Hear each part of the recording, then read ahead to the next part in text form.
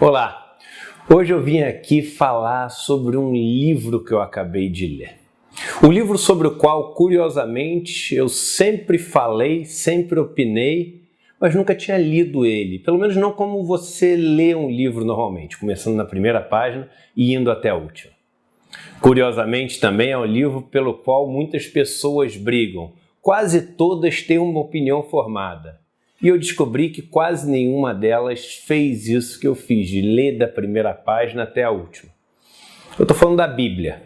Eu resolvi ler a Bíblia, o Velho Testamento, o Antigo Testamento, da primeira até a última página, mas sem uma perspectiva religiosa, sem ter esse viés de ter que acreditar em qualquer coisa que está escrito ou sentir um peso por trás da leitura. Não.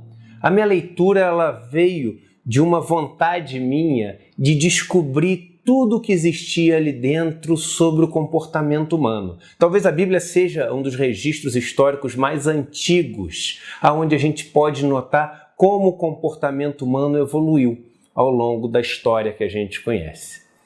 E já começo falando para vocês que a experiência foi absolutamente fantástica. A Bíblia é um dos livros mais fantásticos, mais ricos, um dos roteiros mais bem construídos que eu já vi até hoje na minha vida. Aconselho todos a lerem. E não necessariamente como um livro religioso. Às vezes a gente não lê a Bíblia porque a gente tem aquele, eu vou ler ou vão me achar carola, vão me achar fanático, etc. Leia como livro, como outros livros que vocês leem. E vocês vão descobrir coisas fantásticas acerca da evolução ou da não evolução humana ao longo dos tempos. E é curiosíssimo, porque a Bíblia começa onde não tem nada, né? Ela começa do nada, literalmente do nada. E Deus resolve criar tudo que existe a partir do nada.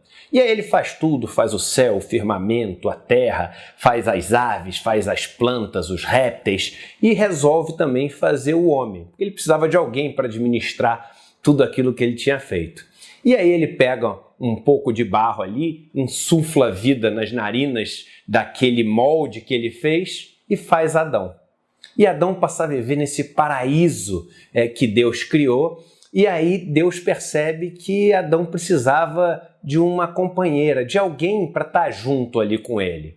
E aí vem uma coisa curiosa, que a gente está acostumado a ouvir, né, que Eva, a companheira de Adão, foi feita da costela de Adão. Mas eu li os 5 primeiros livros da Bíblia, que são chamados do Pentateuco, né? Os livros que a tradição judaico-cristã acredita que foram escritos por Moisés, pelo próprio Moisés, inspirado por Deus. E eu li esses 5 primeiros livros na Torá. A Torá é o texto sagrado, né, judaico, onde você tem esses 5 livros que são 5 livros comuns a Bíblia católica. E eu achei a Torá ela muito mais bem explicada, com notas explicativas e comentários muito ricos acerca daquilo que estava sendo contado ali na história. E já no começo tem uma coisa muito interessante sobre o Adão, porque na Torá eles explicam que a mesma palavra utilizada para se traduzir costela do hebraico pode ser utilizada para se traduzir metade também. E é muito mais bonito imaginar que a Eva foi feita da metade de Adão. Ou seja, você tirou metade de Adão para fazer a Eva e aí ele só passa a ser completo novamente com ela. É uma coisa muito menos machista, né? A mulher foi feita de um pedacinho, de um resto do homem. Não. A mulher foi feita da metade do homem e para serem completos novamente só quando eles estão juntos. E aí a vida está naquele bem bom de paraíso, os dois curtindo, não tem problema nenhum, até que eles são proibidos de comer o fruto da árvore do conhecimento. E aí a gente já tem a primeira lição sobre o comportamento humano da Bíblia. Proibiu, a gente faz. Tem aquela história que diz o seguinte: se você quer que alguma coisa seja feita de qualquer jeito, você tem 3 maneiras. A primeira maneira é você pegar e fazer você mesmo. A segunda é você pagar dinheiro suficiente para convencer alguém para fazer. E a terceira é você proibir alguém, de preferência um adolescente, de fazer aquele negócio. Aí você vai ter certeza que o negócio vai ser feito. Deus proibiu Adão e Eva de comerem ali do fruto da árvore do conhecimento. Não precisa dizer que eles comeram do fruto da árvore do conhecimento. Ali a serpente botou uma pilha ali no ouvido deles e eles foram expulsos do paraíso. E aí foram expulsos do paraíso, começou a vida de um casal normal. E quem é casado sabe como é que é a vida de casal normal. Cheio de problema, confusão, e a vida foi seguindo. Eles tiveram os primeiros 2 filhos deles, Caim e Abel. Caim, um lavrador, Abel, um pecuarista, até o dia que Caim e Abel resolveram os dois fazer uma oferta para Deus. E Caim separou umas frutas bonitas, um cestinho assim ajeitado para fazer ali um bonito, né? Com o pai maior dele. E Abel pegou um cordeirinho bonito e trouxe para Deus também. Aí Deus foi, elogiou Abel e não elogiou Caim. Segunda grande lição de comportamento humano da Bíblia. Quem tem irmão sabe como é que é quando o pai elogia um irmão, não elogia um outro. Caim não gostou nada dessa história, foi lá e matou Abel no primeiro caso, já nas primeiras páginas da Bíblia que a gente tem de um ciúme, de uma inveja enorme entre irmãos. E aí, Deus não gosta da história, manda Caim passear, ele sai vagando aí, mas ninguém podia matar Caim também não, senão seria castigado. E Adão e Eva seguem o rumo da família deles, tendo vários filhos, dos quais a genealogia que a gente conhece, a descendência que a gente conhece é de 7. Adão continua vivendo, Adão vive 930 anos, aliás, naquela época todo mundo vivia, quase todo mundo vivia mais de 900 anos, né? Não tinha poluição, não tinha confusão que a gente tem hoje, estresse, eu imagino que o estresse era muito menor, a turma vivia um bocado mais. E aí foi passando de filho para neto, para bisneto, para tataraneto, passando por alguns que chegaram a viver mais do que ele, um famoso Matusalém, que viveu 969 anos, né? Até chegar ali na 12ª geração em Noé. E quando chegou em Noé, o que Deus tinha feito perfeito, o homem já tinha destruído completamente. Aliás, a história da Bíblia é muito isso. Deus faz, arruma tudo, o homem vai e destrói. Aí Deus resolve começar de novo e o homem destrói, mostrando que a natureza humana, por incrível que pareça, sempre prepondera até sobre a organização que Deus faz para a gente. E aí quando chega ali Noé, o negócio está todo destruído e deturpado de novo, as pessoas não valem mais nada, as sociedades são uma confusão, uma bagunça, e Deus fala assim, Noé, o negócio é o seguinte, vamos começar do zero de novo. Gostei de você, gostei da tua família, vamos começar a partir de você. Então é o seguinte, constrói uma arca bem grande, pega esses animais aqui que são mais importantes, leva um bocado de par, esses menos importantes leva um par de cada um, sobe todo mundo na arca, eu vou mandar um dilúvio, vai todo mundo embora e depois vocês começam do zero e a gente faz o negócio funcionar novamente. O Noé vai lá, faz isso, a arca do Noé fica lá com os animais, com Noé, com a família dele. Mais ou menos um ano depois, ele manda a pombinha lá, que pega um pedacinho de terra, volta para ele e ele vê que o dilúvio começou a diminuir, o nível d'água começou a diminuir e ele aporta com o barco novamente e começa novamente a construir do zero uma civilização. E as coisas vão andando bem, até que coincidentemente, ali 11 gerações depois, você chega em Abrão. E é Abrão mesmo, não é Abraão ainda. Abrão, o rapaz que morava lá com a esposa dele, a Sarai, uma esposa estéril, né? E recebe uma mensagem de Deus na montanha que ele ia dar origem a várias nações e a toda essa caminhada de Deus na terra a partir da palavra dele, né? Da palavra de Deus passada através de Abrão. E a partir desse momento que Abraão vê Deus, recebe essa mensagem de Deus, ele muda o nome dele de Abrão para Abraão e a Sarai muda para Sara. E aí tá tudo bem, tá tudo certo, os dois vão dar origem a várias nações, ao povo de Deus, que vai ser incontável, etc. Só tem um problema, né? Como é que vai fazer isso com a Sara sendo estéril? E tem uma hora que a Sara não aguenta mais ali esperar, chega para Agar, que é a escrava, a serva dela, e fala, o negócio é o seguinte, eu tenho uma missão aqui, tô vendo que não vai dar para eu cumprir, você não quer ir ter um filho lá com Abraão para a gente poder ter essa descendência? E ela vai, tem o filho, que é o Ismael, filhinho bonito, vira paixão do Abraão, eles vão para cima e para baixo, tem um caso assim de amor paternal e filial maravilhoso, até que o Ismael já está mais velhinho, que eu digo ainda criança, e Deus resolve fazer com que a Sara pudesse ter um filho. E aí é a primeira também mensagem sobre o comportamento humano da Bíblia, nesse sentido de como o homem não consegue esperar o tempo de Deus, né? A gente é ansioso, a gente é nervoso, quer que as coisas aconteçam logo. E Deus não, Deus tem o tempo deles, né? Cronos, o tempo dos homens, né? Dos deuses que não é esse Deus verdadeiro e maior, né? E Kairos, o tempo de Deus. E como Cronos e Kairos são tempos diferentes. Na Bíblia a gente vê isso acontecendo o tempo inteiro. Sara fica grávida, e aí tem um filho que é o Isaac. E aí você fica morrendo de dó, porque depois que Isaac mora, Ismael vai embora com a mãe dele, com Agar, por causa de um ciúme danado que a Sara fica dos dois e do amor que o Abraão tem ali pelo filho Ismael dele.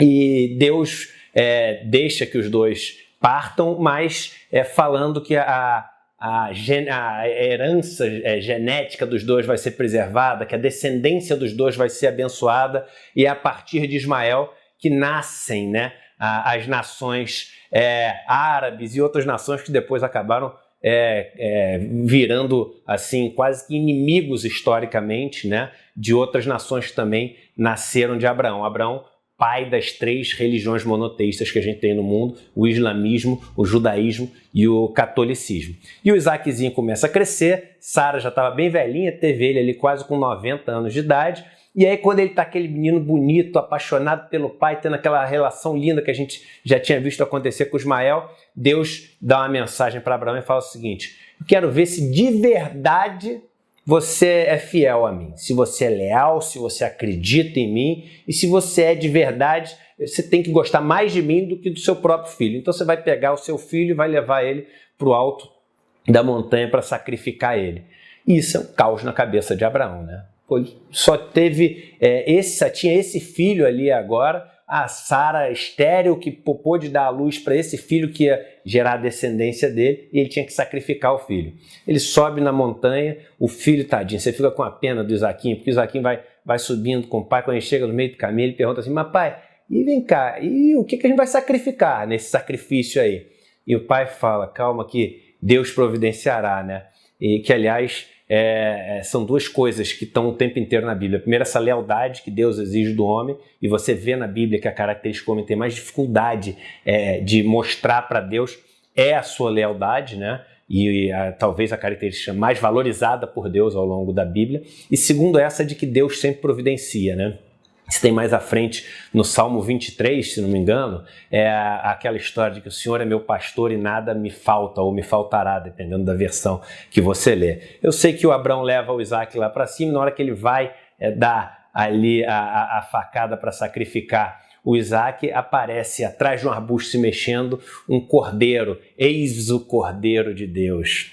Cordeiro que premia essa lealdade de Abraão, salve Isaac, por conseguinte, toda a descendência de Isaac, que é a descendência aí, do povo de Deus, que começa com Abraão. E Isaac segue a vida dele, vai ficando mais velho e acaba se casando com a Rebeca. Rebeca, uma menina linda e que faz com que Isaac fique apaixonado. E Rebeca, para variar, era também estéril e teve que receber essa bênção, essa graça de Deus para poder fazer com que a sua descendência seguisse. Rebeca tem gêmeos, né? Ou seja, a bênção ali foi caprichado porque vieram gêmeos, e vem primeiro Esaú, aquele neném forte, todo peludo, mais ruivo assim, né? Mais vermelho, e atrás dele, segurando no calcanhar dele, ali de carona, vem o Jacó. Jacózinho mais miudinho, pequenininho, com corpo sem ser peludo como era Esaú, e os dois vão crescendo gêmeos, os dois completamente diferentes, né? O Esaú, aquele cara mais macho mesmo, machão, caçador, guerreiro, e o Jacó, aquele cara mais intelectual, etc. Não precisa dizer que o Jacó, esse menininho mais bonitinho, intelectual, etc., cai nas graças da Rebeca e vira o preferido da mãe, né? E quando Isaac está ali para morrer, ele chama o filho dele, o Esaú, e pede para o Esaú ir pegar um cordeirinho lá no campo para ele poder matar e eles poderem cear juntos. Mas tem um caso interessante, até para a gente poder entender o que acontece depois nessa suposta ceia que ia acontecer. Tem um momento da vida, né? Porque Esaú, como nasceu primeiro, ele tinha direito a tudo, era o direito da primogenitura, que os filhos mais velhos tinham, toda a herança, todo o patrimônio do pai ia para o filho mais velho. E aí tem um dia que ele está voltando de uma caçada e volta da caçada quase morrendo, mas quase morrendo, língua para fora, desfalecido. E quando ele chega assim, chega para o Jacó está comendo um prato de lentilha, ele chega para o Jacó e fala assim: Jacó, pelo amor de Deus, me dá um pouco de lentilha. E aí o Jacó fala assim: você quer? Eu te dou se você me passar todos os seus direitos.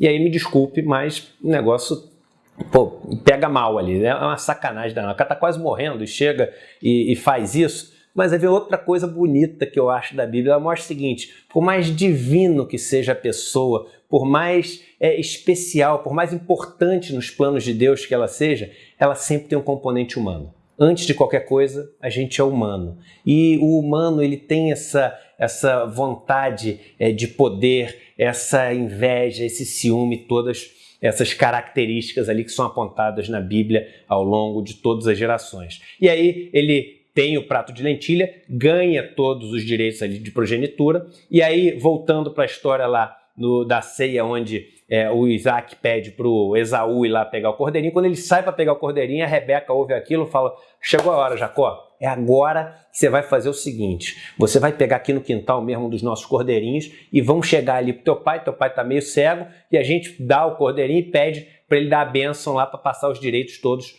para você. E ele fala: mamãe, você tá doida? Como é que... eu sou completamente diferente do meu irmão, minha voz é diferente, ele é todo peludo, meu pai vai perceber. Falou: esse negócio do peludo a gente dá um jeito, a gente pega uma pele de cordeiro, põe em você, e aí quando ele tocar em você, ele vai saber que ele vai achar que é o Esaú, e não vai saber que é você que está chegando ali para ele. Eu sei que eles fazem um plano, uma coisa também esquisita, né? A mãe com o filho armar um plano, enganando o pai contra o irmão, enfim, natureza humana novamente aparecendo aí. E aí chegam ali pro Isaac, e quando chegam pedem todos esses direitos, pedem a bênção, e o Isaac desconfia e fala: mas você não é o Esaú não. Ele fala: sou sim, pai, bota a mão aqui. Aí ele põe a mão, dá certo o plano, ele vê aquele pelo da pele de cordeiro, passa todos os direitos ali para o Jacó, e nesse momento Esaú chega e fica assim, fulo da vida, né? Fica louco com aquilo, fica com vontade de matar o irmão, mas não mata por respeito ao pai dele, que ainda está vivo, aceita aquilo muito a contragosto, e depois acaba que vai embora dali. Ele que já tinha um caso, né, com uma filisteia, ele se casou com 2 filisteias, para mais desgosto ainda da mãe dele. Vocês sabem que os judeus, os filisteus, sempre tiveram um problema grande um com o outro, sempre foram inimigos históricos, né? Então Esaú vai embora, e aí o Jacó, para não ter esse mesmo problema de casar com uma filisteia, os pais apresentam para uma parente, ele se apaixona pela parente, e a parente é Raquel. E aí ele olha para Raquel, e o pai da Raquel fala assim: você vai casar com a Raquel, mas você tem que trabalhar 7 anos antes de casar com a Raquel.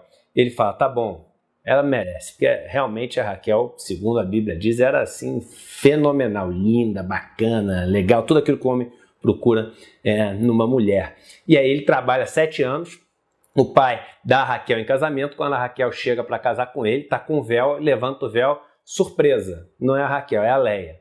E aí ele fala: mas vem cá, eu trabalhei 7 anos. Eu falo: me desculpa, mas a regra é que tem que casar com a filha mais velha. Se você quiser casar com a Raquel depois, trabalha mais 7 anos que eu deixo. E ele casa com a Leia, e aí casa com a Leia, começa até a família dele ali a partir da Leia.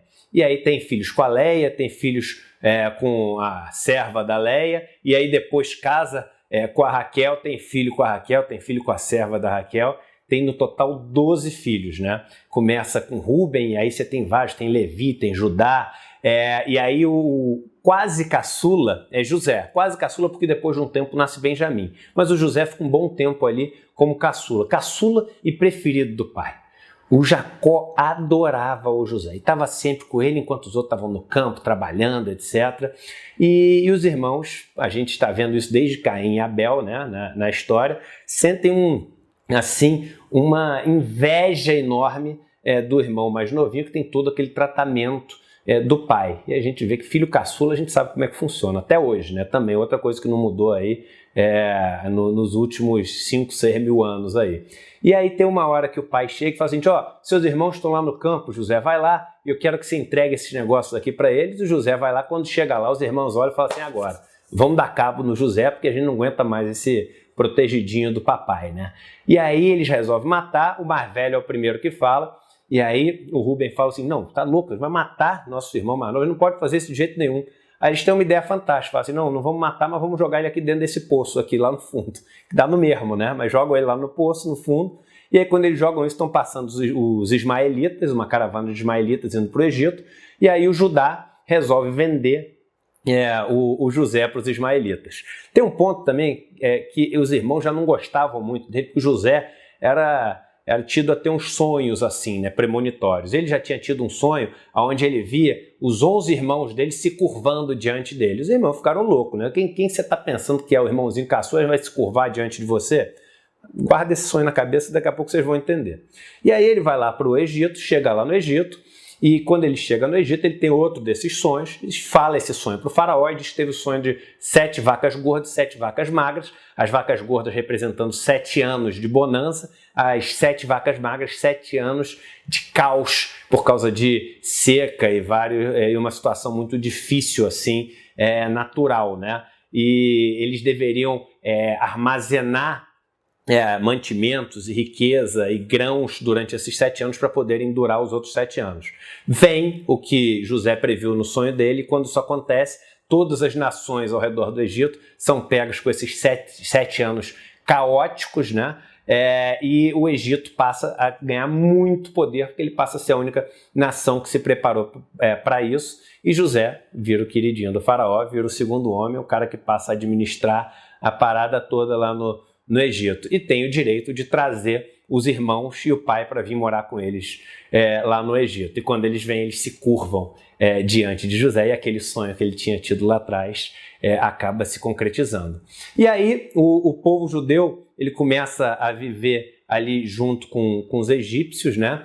Tem uma coisa interessante que a partir de Jacó a gente já chama de povo de Israel, porque assim como Abrão mudou o nome para Abraão, o Jacó depois também que teve a palavra de Deus que falou que ele teria mais descendentes que os grãos de areia, que as estrelas do céu, etc. Ele muda o nome dele de Jacó para Israel. Vai todo mundo morar com José lá no Egito e eles começam a se multiplicar e ser uma nação muito grande ali, a ponto de incomodar tanto o faraó que resolve soltar um decreto 400 anos depois, né, da população judaica já está estabelecida e está muito numerosa, mandando matar todos os filhos que nascessem. Uma mãe judia resolve pegar o filhinho, põe num cestinho e põe para ser salvo no rio, para ele não ser morto. E quando ela põe para ser salvo no rio, a filha do faraó vê aquele nenenzinho, pega o neném e resolve criar ele como se fosse um membro da família real, família do faraó, né? Que era o rei. Na verdade, o faraó era mais do que rei. O faraó era o deus naquela época, era considerado deus pelo povo egípcio. E esse menininho quem é? Moisés.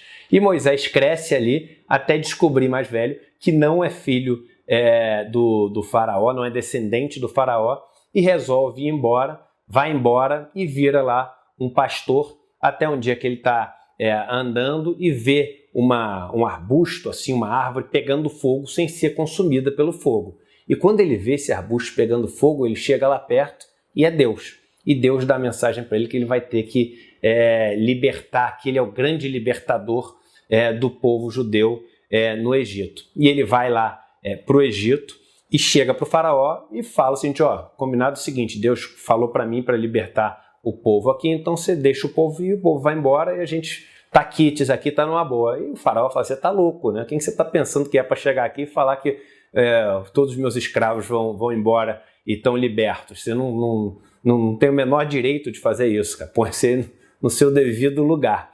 E Deus começa a falar para ele, para falar pro faraó, que se o faraó não fizesse o que estava sendo mandado, iam acontecer coisas ruins para ele. Naturalmente, ele ia lá, mas quem falava era o Arão, que era o irmão dele, né? E que Arão, assim como Moisés, eram descendentes de Levi. Os levíticos, lembra de Levi, um dos filhos lá de Jacó, irmão de José?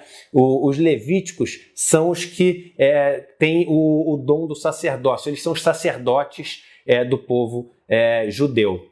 E aí eles começam a ameaçar o faraó, mas Deus vai lá no faraó e fala assim, fala que não, diz que não, vai botando um contra o outro ali o tempo inteiro. A Bíblia fala isso, né? E aí chega um ponto onde eles ameaçam com as pragas, né? E as pragas acontecem. E aí tem de tudo, tem gafanhoto, tem as rãs, tem o rio que se transforma em sangue, tem a chuva de granizo, tem tudo até um momento muito importante onde a última praga, né? Os filhos primogênitos seriam mortos se o povo judeu não fosse libertado. E aí chega o momento da última praga, e o povo judeu, a primeira preocupação é a seguinte, vamos matar todos os primogênitos e os nossos, né?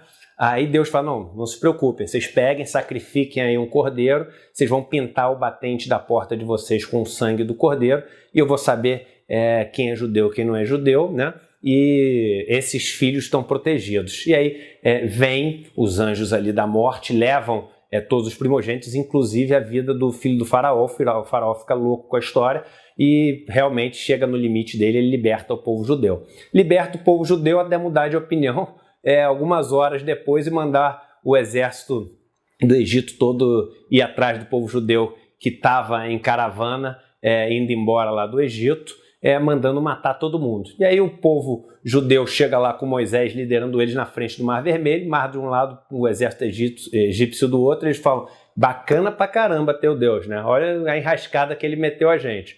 E aí Deus fala para Moisés cravar o cajado dele ali nas águas do Mar Vermelho, as águas se abrem e eles passam todos, os egípcios olham aquilo e falam, vamos embora pegar carona, chega no meio do Mar Vermelho, cadê o passaporte? Não tem passaporte de povo de Deus, não passa no Mar Vermelho, passam os judeus todos, o Mar Vermelho se fecha em cima dos egípcios e aí começa a passagem do povo judeu pelo deserto, o êxodo, né? Como é conhecido historicamente.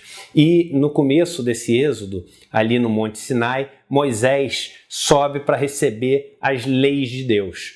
E aí tem um fato curioso, porque quando ele sobe para receber as leis de Deus, que são os 10 mandamentos escritos nas tábuas de pedra, ele demora um tempo lá em cima. E aí o povo estava todo convicto, viu ele abrir o Mar Vermelho, etc., não aguenta esperar.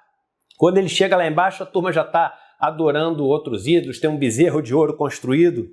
Ou seja, o homem não aguenta. O tempo do homem é diferente do tempo de Deus. De novo, a gente vê isso. Moisés fica uma fera e quebra a tábua dos mandamentos. Aí quebra a tábua dos mandamentos, a turma fica meio assustada com aquilo, pede desculpa, ele volta lá em cima e Deus vai lá e escreve de novo, porque a tábua do mandamento é escrita por Deus mesmo na pedra.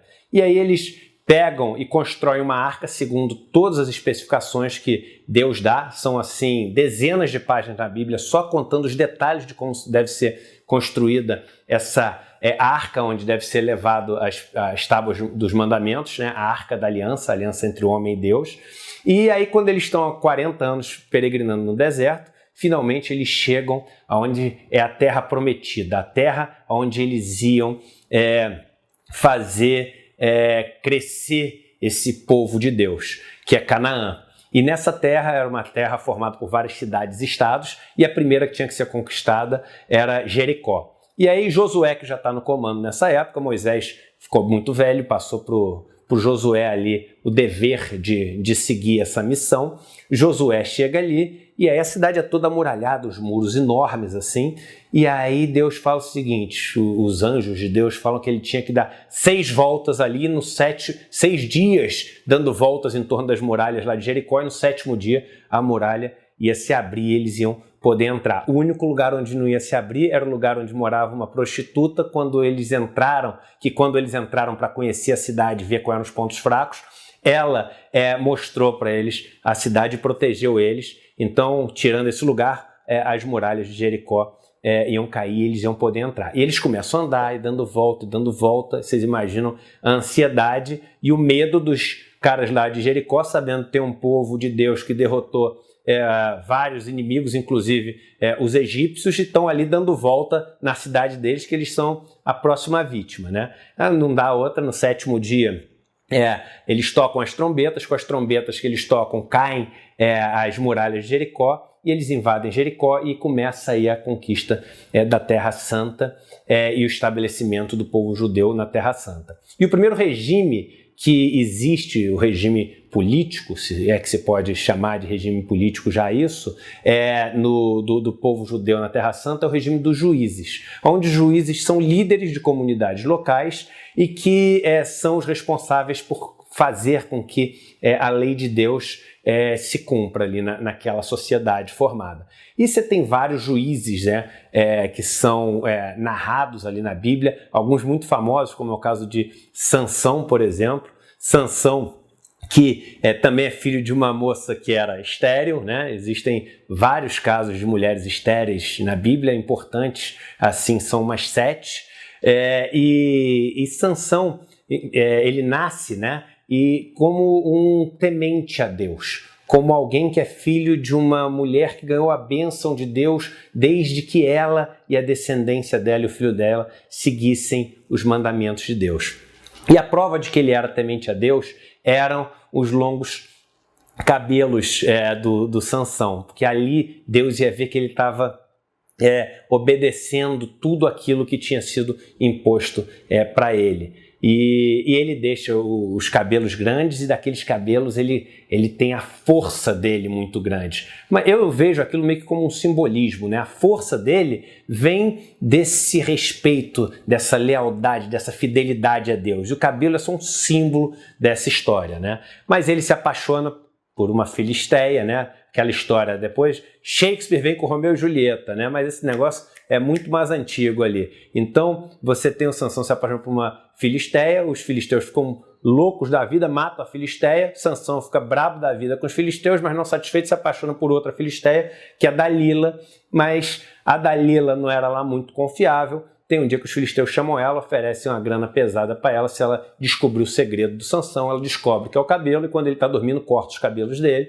e aí Sansão perde a força. Quando ele perde a força, ele é dominado pelos filisteus, é cego pelos filisteus e é levado como motivo de escárnio debaixo do templo dos filisteus para mostrar que o Deus dos judeus não é de nada. Naquele momento, o Sansão, acorrentado às colunas do templo, ele pede uma última vez uma força para mostrar a força daquele Deus deles, e essa força vem para ele puxa a corrente, as colunas desabam e todo o templo cai em cima dos filisteus, e ele mostra quem é o Deus de verdade ali, o Deus a ser seguido. E aí você tem vários juízes. Nesse momento Deus fala muito com o povo dele através dos profetas. Você tem Elias, você tem Eliseu, você tem Isaías. Elias até uma história curiosa, porque ele é um homem tão bom que ele não morre, né? Ele é levado para o céu através de um redemoinho que surge depois que vem uma carruagem com cavalos e fogo ao redor. Até aquele pessoal que gosta de ufologia diz que é a prova de que tem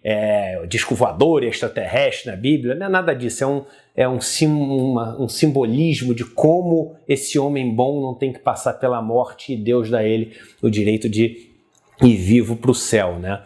E aí o último desses juízes é Samuel. Samuel também, um homem muito bom, um homem muito temente a Deus, que segue muitos mandamentos de Deus, mas nessa época existiam muitas guerras de todas essas lideranças com cidades vizinhas e com povos vizinhos. E aí o povo chegou para Samuel e falou assim: Samuel, vem cá, a gente quer ter um rei também, todo mundo tem rei, a gente quer ter rei também.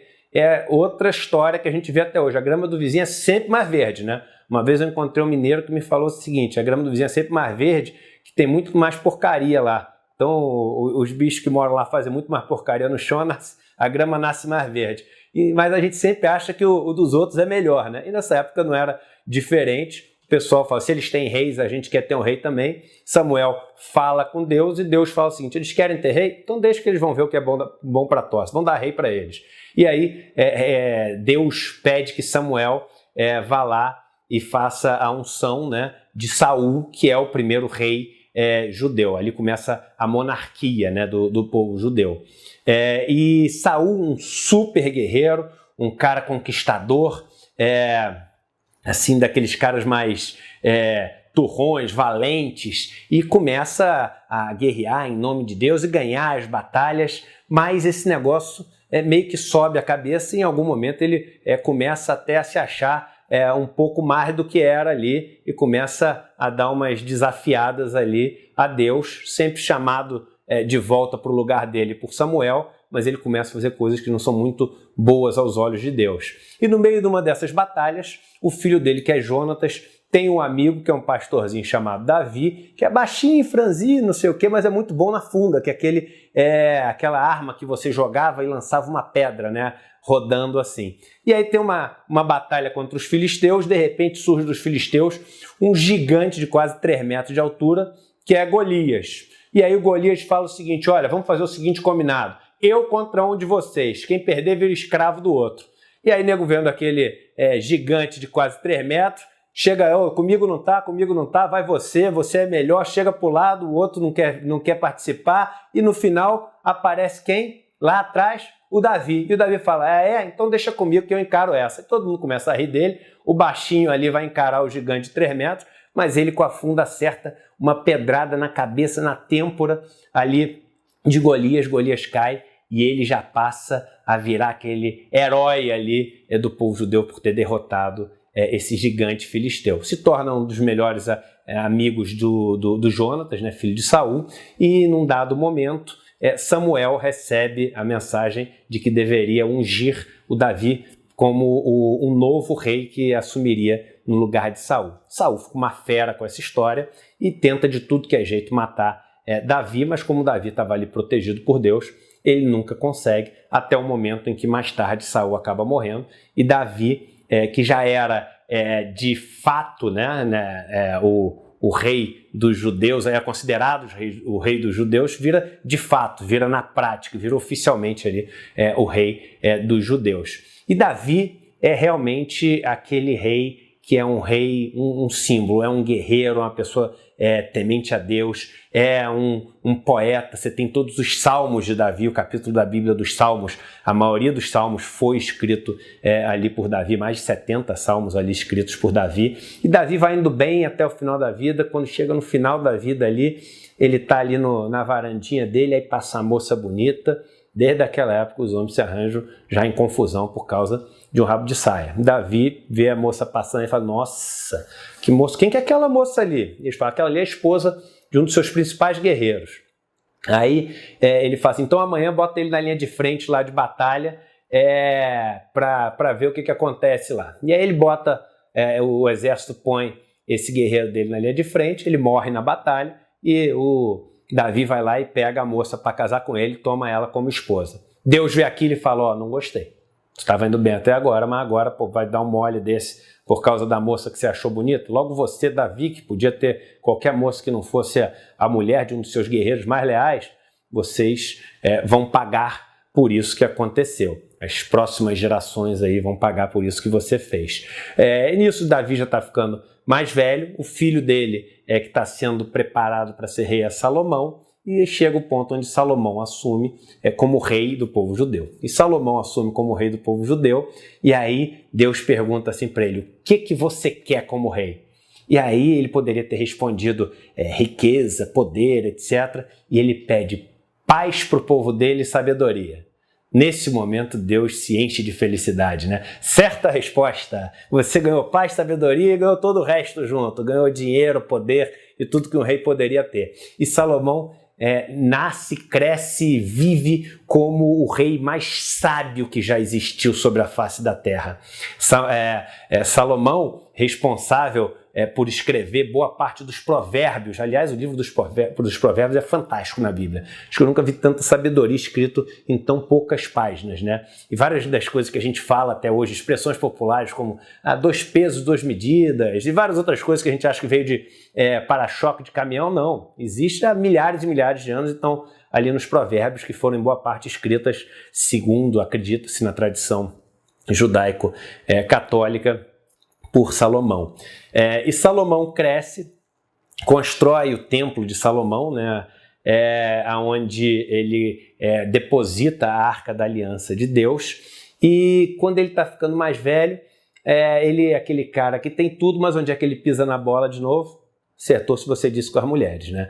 O cara é bonito, tem dinheiro, poder, sabedoria e tudo, O cara não teve uma, não. O cara teve 1000 mulheres. Das 1.700 oficiais, 300 concubinas ali.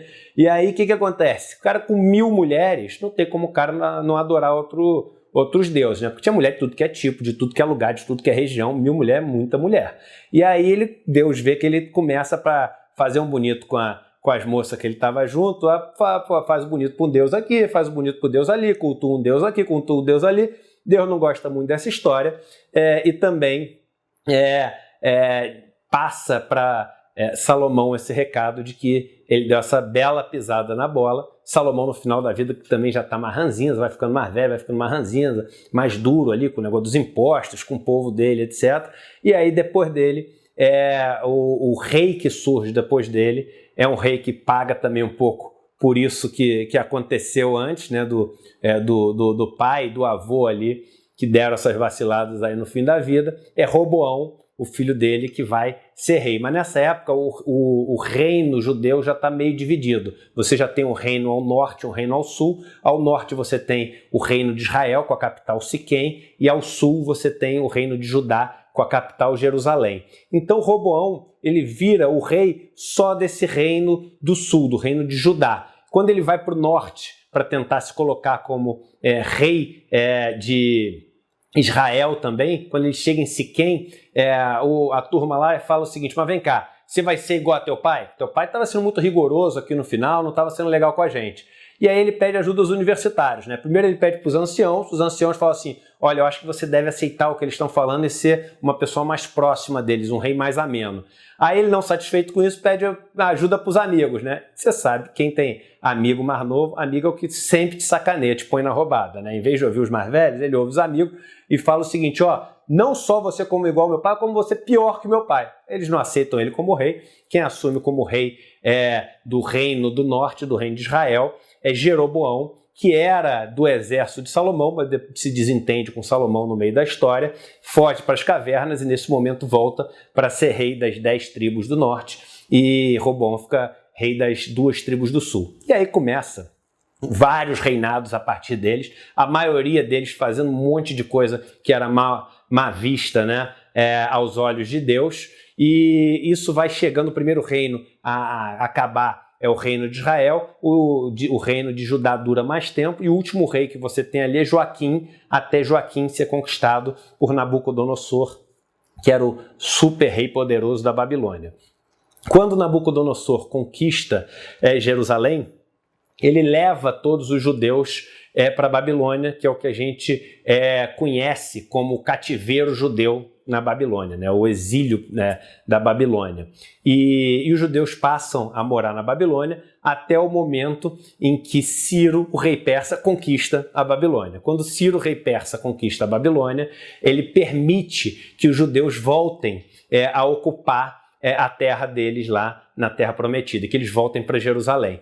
O primeiro rei que eles voltam a ter é Zorobabel. Zorobabel, um rei que é muito próximo, né, ao rei persa, e depois disso várias pessoas têm uma importância muito grande nesse repovoamento da Terra Prometida, da Terra Santa. Esdras, por exemplo, o escriba, né? Você tem Neemias, que era copeiro do rei persa, e eles são responsáveis por governar, por reconstruir as muralhas, e é uma época onde você tem vários heróis também, e várias heroínas. Você tem, por exemplo, a Judite, né, que era uma viúva judia, e que no momento em que Nabucodonosor...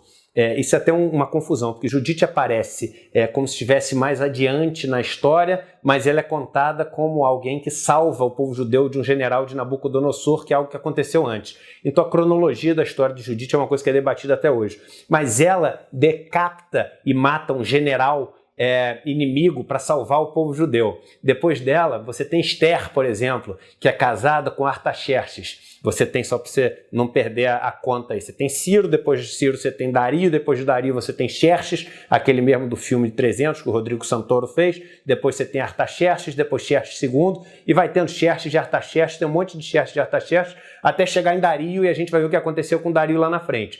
Mas Esther era a esposa de Artaxerxes I. Esther, que foi criada por Mardoqueu, que era um primo dela, mas que cuidou dela como se fosse pai dela, né? E que era um judeu convicto e seguidor das leis judaicas, né? E muito temente a Deus. E que não aceitava toda a tradição persa, porque ele queria manter a tradição judaica. Um dia, o Amã lá, que é o ajudante do Artaxerxes, que é casado com a Esther, que foi criada por Mardoqueu, o Amã chega e põe uma pilha, por causa de um ciúme danado que ele tinha do rei, põe uma pilha para o rei matar o Mardoqueu.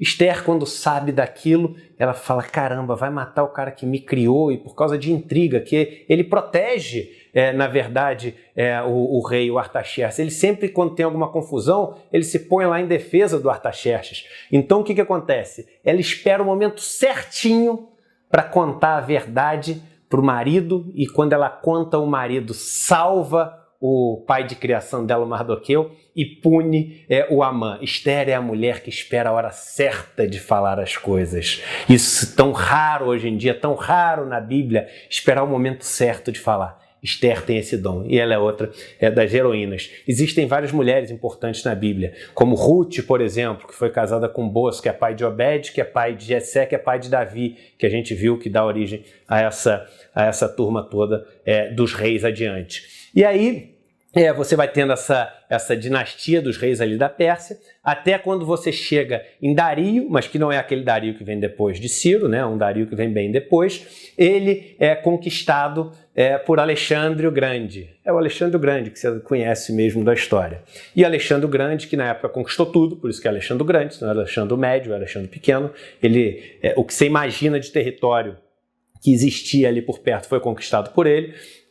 E ele conquistou, inclusive, né, os persas, e com isso os judeus passaram a sofrer um processo de helenização, a cultura helenística, a cultura grega, que foi colocada como obrigação. Isso incomodou muito o povo judeu, né? Alexandre morre, né? Morre cedo ainda, e como ele tinha conquistado muitos lugares, cada lugar passa a ser governado por um dos seus seguidores, dos seus imperadores ali debaixo, subimperadores, sei lá como é que chama debaixo dele. E quem ali está no comando sobre o povo judeu é Antíoco. E Antíoco, um cara super severo, super rígido e super assim firme nessa cultura de levar a cultura helenística para o povo judeu. Existem os judeus que se revoltam e se rebelam contra isso e fogem, que são os filhos de Matatias. E os filhos de Matatias são os conhecidos como Macabeus. Existe o livro dos Macabeus na Bíblia, aliás, 2 livros dos Macabeus na Bíblia, onde a gente vê a história primeiro de Judas Macabeu, né, o filho mais velho de Matatias, que começa essa revolta para tentar recuperar o direito dos judeus de seguirem sua tradição. E aí ele é um guerreiro que tem muito sucesso, porque ele tem Deus do lado dele nessa luta dele. Quando ele morre, assume Jonatas, o irmão dele. Jonatas também é um super guerreiro que consegue muitas vitórias. E quando Jonatas morre, assume Simão, que é o outro irmão. E aí, quando Simão morre e eles já conseguiram reconquistar esse direito, assume João Hircano, o filho de João, o filho de Simão, né? o João Hircano. E João, quando assume, ele, quando tem o negócio todo sobre poder, né? Com aquela história. Você quer conhecer uma pessoa, dá poder a ela. Os caras estavam vendo tudo certo, até ter o poder. Teve poder, ele começa também a querer ser conquistador, querer impor a cultura judaica, e é nesse momento que você tem até a criação de vários partidos ali, políticos no povo judeu. Um deles, muito conhecido por todos, né? Os fariseus. Você também tem os essênios, os caduceus, você tem vários partidos judeus que são criados ali. E aí você já está perto da época de Jesus, onde você tem a influência toda do Império Romano, e o rei ali da Judéia nessa época é Herodes, e Herodes, o último edomita citado na Bíblia. Edomita, Edom, vem de vermelho, e os edomitas são aqueles que vieram de Esaú.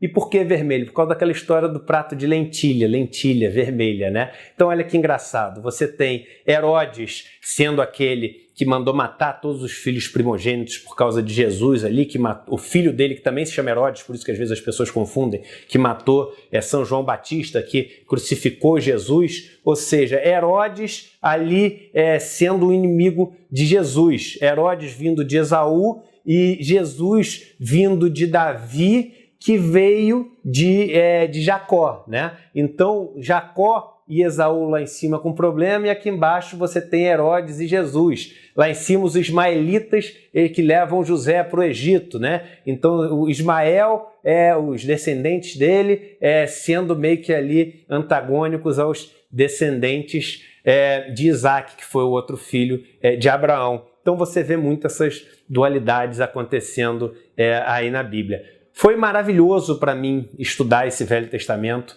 ver como o comportamento muda muito pouco ao longo de todos esses milênios.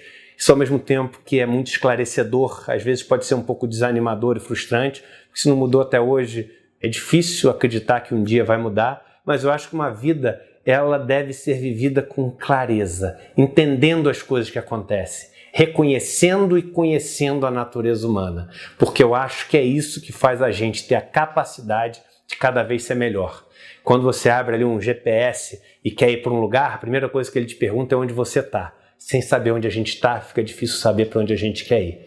E é com essa história que eu aprendi lendo o Velho Testamento da Bíblia que eu deixo para vocês um Feliz Natal. E peço perdão, eu sei que é um tema delicado falar sobre Bíblia, algumas pessoas se sentem ofendidas, incomodadas, agredidas, mas eu volto a repetir, foi um dos livros mais fantásticos, se não o mais fantástico, que eu já li na vida. Uma história muito rica e que eu recomendo a todos lerem para poderem se entenderem melhor onde vivem e tirarem várias lições fabulosas para suas vidas. Um beijo e Feliz Natal!